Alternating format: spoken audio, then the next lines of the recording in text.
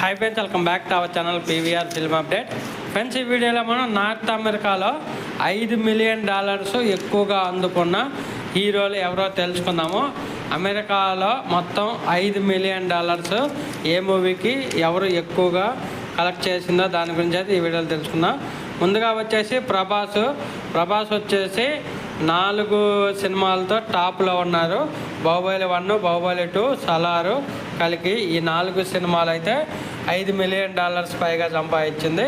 తర్వాత జూనియర్ ఎన్టీఆర్ ఉన్నారు. RRR, దేవరా 2 సినిమాలతో సెకండ్ ప్లేస్లో ఉన్నాడు. ఇంకా రామ్ చరణ్ RRRతో 3వ ప్లేస్లో ఉన్నారు. అలాగే తేజ సజ్జా హనుమాన్ మూవీతో $5 మిలియన్ అయితే అందుకున్నాడు. తర్వాత అల్లు అర్జున్ పుష్ప 2తో $5 మిలియన్ అయితే సంపాదించారు అమెరికాలో.